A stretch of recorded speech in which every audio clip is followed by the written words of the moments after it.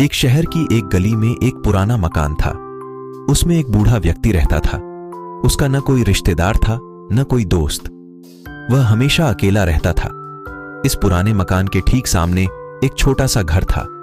उस घर में एक छोटा बच्चा रोहित अपने माता पिता के साथ रहता था। बूढ़े व्यक्ति को बच्चे बहुत अच्छे लगते थे। वह जब भी बच्चे को देखता था प्यार से हाथ ही। छोटा बच्चा भी अपनी खिड़की में खड़े होकर जवाब में उसकी ओर देखकर हाथ हिलाता था। धीरे धीरे दोनों की दोस्ती हो गई। रोहित बूढ़े व्यक्ति को दादाजी कहकर बुलाने लगा। दादाजी अक्सर रोहित के लिए बिस्कुट लाते थे। कभी कभी वे उसके पसंद की चॉकलेट लाकर भी उसे देते थे। एक दिन रोहित ने भी उन्हें अपना एक खिलौना दिया, अपना टीन का सिपाही यानी टिन।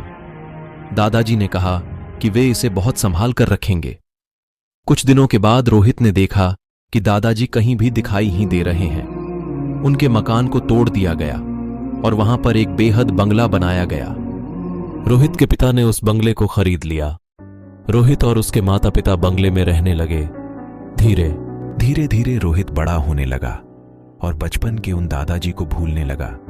जब वह बड़ा हुआ और उसकी शादी हो गई तब उसकी पत्नी भी वहीं रहने आई। एक दिन वह अपनी पत्नी के साथ बंगले के बगीचे में हाथ से एक गड्ढा खोद रहा था। वहां वह एक बीज बोना चाहता था।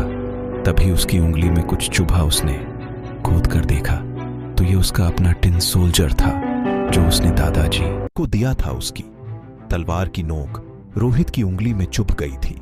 अपना बचपन का खिलौना देखकर अचानक रोहित को बचपन की सारी बातें और दादाजी याद आ गए। उसे याद आया कि दादाजी ने कहा था यह खिलौना मैं बहुत संभाल कर रखूंगा। रोहित ने अपनी पत्नी को बचपन की वह सारी बातें सुनाई। सुनाते सुनाते उसकी आंखें भर आई। वह टिन सोल्जर रोहित ने अपने घर में सजा दिया।